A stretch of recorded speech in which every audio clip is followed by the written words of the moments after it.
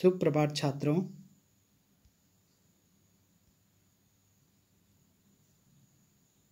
आज हम पढ़ेंगे एक नया अध्याय कबीर की साखियाँ। कबीर दास जी के बारे में अगर हम इनका जीवन परिचय देखें तो यह हिंदी के निर्गुण भक्ति शाखा के ज्ञानाश्रयी कवियों में कबीरदास जी का नाम सबसे पहले आता है। इनके जन्म के बारे में कई प्रकार की किंवदंतियाँ प्रचलित हैं। कुछ विद्वानों का मानना है कि इनका जन्म या इनका पालन पोषण एक मुसलमान जुलाहा दंपति नीरू और नीमा ने किया था। इनका जन्म संवत 1455 को माना जाता है और इनकी मृत्यु 1495 या 95 हम जिसे कहें को मानी जाती है। कुछ विद्वानों का अलग अलग मतभेद है इस बारे में। कबीर पढ़े लिखे नहीं थे पर बहुश्रुत थे। इन्होंने अपने आप ही इतना ज्ञान अर्जित कर लिया था कि इन्होंने समाज में फैली कुरीतियों पर और समाज में जो भी इन्होंने हिंदू हो या मुसलमान हो इनके द्वारा धर्माडंबर के द्वारा जो भी प्रथाएं चलाई जाती थी उनका इन्होंने जमकर क्या किया, विरोध किया। कबीर निर्गुण ब्रह्मा के उपासक थे। निर्गुण ब्रह्मा जो ईश्वर में या मूर्ति पूजा में विश्वास नहीं करते हैं। इन्होंने मूर्ति पूजा, ढोंग, आडंबर आदि का डटकर विरोध किया है। तो चलो हम साखी की तरफ बढ़ें। जाति न पूछो साधु की, पूछ लीजिए ज्ञान, मोल करो तलवार का, पड़ा रहन दो म्यान। देखिए विद्यार्थियों, इस साखी में कबीरदास जी कहते हैं कि जाति न पूछो साधु की। साधु जो होता है, जो संत महात्मा होते हैं, ज्ञानी लोग होते हैं, उनके हमें जाति नहीं पूछना चाहिए कि यह इस जाति का है या उच्च जाति का है या नीच जाति का है। हमें सिर्फ उसका ज्ञान को देखना चाहिए और ज्ञान को ही धारण करना चाहिए। जिस प्रकार से मोल करो तलवार का, पड़ा रहने दो म्यान। जो म्यान होती है जिसमें तलवार रखी जाती है उसका मोल नहीं किया जाता है। मोल या अमूल्य कौन होता है, बहुमूल्य कौन होता है?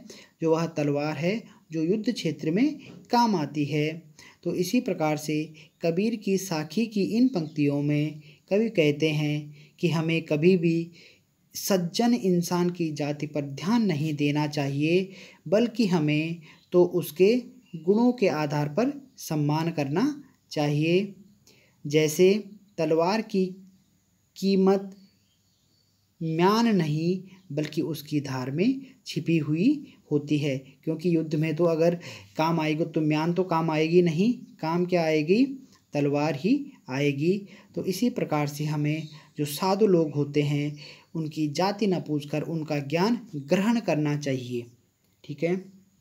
दूसरी पंक्ति है, आवत गारी एक है, उल्टत होई अनेक, कहा कबीर नहीं उलटिए, वही एक की एक। इसका अर्थ देखें तो देखिए विद्यार्थियों, कबीरदास जी क्या कहते हैं कि अगर कोई व्यक्ति हमें क्या कहे, अपशब्द कहे और बदले में हम भी उसको अपशब्द कहें। आवत गारी एक है, किसी व्यक्ति के द्वारा हमें कुछ बोला गया, अपशब्द बोले गए और हमने भी पलटकर, उल्टत होई अनेक, पलटकर हमने भी उसी प्रकार के अपशब्द अगर कह दिए तो वही एक की एक अपशब्द उसने कहा, एक अपशब्द हमने कहा, तो वह इसी प्रकार से बढ़ते बढ़ते बहुत सारे झगड़े में या फिर अपशब्दों में तब्दील हो जाएगी वह एक बात। इसलिए कबीरदास जी कहते हैं कि अगर कोई हमें अपशब्द भी कहे तो हमें क्रोध के वशीभूत होकर उसे अपशब्द नहीं कहने चाहिए, जिससे कि क्या होगा, वह जो उसने एक अपशब्द कहा था वह एक ही रहेगा और वह आगे नहीं बढ़ेगा। प्रस्तुत साखी में कबीरदास जी कहते हैं कि किसी के अपशब्दों का जवाब कभी भी अपशब्दों से नहीं देना चाहिए। इससे वो अपशब्द बढ़ने के बजाय घटते घटते खत्म हो जाएंगे। आगे की साखी देखिए। माला तो करे में फिरे, जीभी फिरे मुख माही। मनवा तो दहु दिसी फिरे, यह तो सुमिरन नाही। देखिए, माला तो कर में फिरे, जीभी फिरे मुख माही। आप लोगों ने जहाँ पर कबीरदास जी हमें शिक्षा देते हुए कह रहे हैं कि हमें कर मतलब हाथ में माला लेकर अगर उसको फेरते जा रहे हैं, राम राम जपते जा रहे हैं, जिस भी प्रकार से हम लोग मंत्रोच्चार करते हैं या जाप करते हैं, और हमारे जो जीभ है वह क्या कर रही है, राम का उच्चारण कर रही है, और जो हमारा मन है वह इधर उधर भटक रहा है, मतलब एकाग्रचित नहीं है, तो यह तो सुमिरन नाही। तो ये कबीरदास जी कहते हैं यह सुमिरन नहीं है। क्यों? क्योंकि किसी भी कार्य को हमें एकाग्रचित होकर करना चाहिए। प्रस्तुत दोहे में कबीरदास जी कहते हैं कि अगर आपका मन प्रभु की भक्ति में नहीं लगता, किसमें नहीं लगता? प्रभु की भक्ति में नहीं लगता, तो फिर हाथ में माला लेकर घूमना, मुख से प्रभु का नाम लेना बेकार है। क्यों? अगर प्रभु को पाना है तो हमें एकाग्र होकर भक्ति करनी पड़ेगी। उसके लिए हमें सभी बाह्य आडंबरों को त्यागना पड़ेगा और एकाग्रचित होकर हम ईश्वर का ध्यान करें। या फिर अगर हम पढ़ाई भी कर रहे होते हैं तो हमें एकाग्र होकर ही करना चाहिए, तभी वह हमें जल्दी से स्मरण रहता है या लंबे समय तक हम उसे अपने मस्तिष्क में धारण करके रख सकते हैं। आगे देखिए। कबीर घास ना निंदिए, जो पाऊ तली होय। उड़ी पड़े जब आँख में, खरी दुहेली होय। कबीर घास न निंदिए। हम लोगों ने एक चैप्टर पढ़ा था एक दिन का।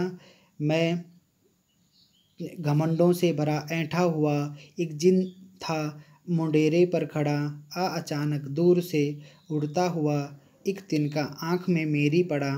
तो जो कविता, ये कविता भी यही संदेश देती है, और जो ये कबीर की जो ये साखी है यही संदेश देती है कि हमें किसी भी छोटे से क्षुद्र जीव हो या क्षुद्र व्यक्ति को नहीं सताना चाहिए।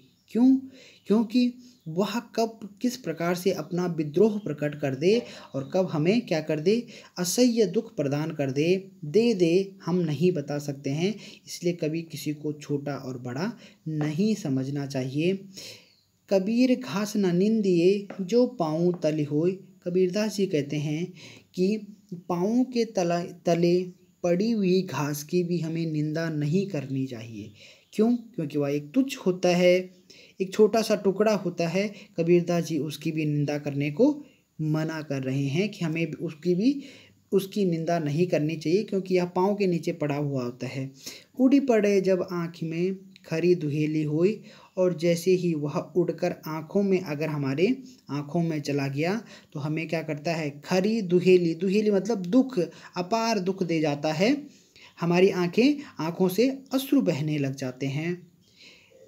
प्रस्तुत दोहे में कबीर जी कहते हैं कि हमें कभी भी किसी को छोटा समझकर, क्या समझकर, देखिए, छोटा समझकर उसका निरादर नहीं करना चाहिए।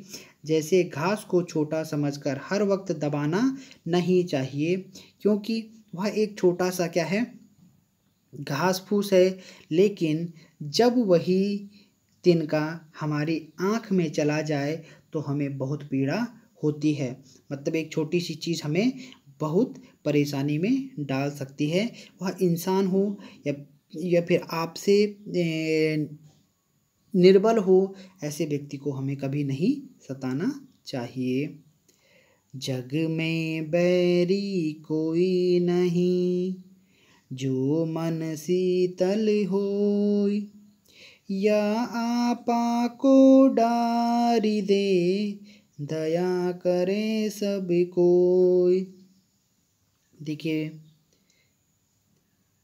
प्रस्तुत साखी में कबीरदास जी कहते हैं कि जिस मनुष्य का मन शांत होता है, क्या होता है, जो एकाग्रचित होता है, शांत होता है, दुनिया में उसका कोई शत्रु नहीं हो सकता।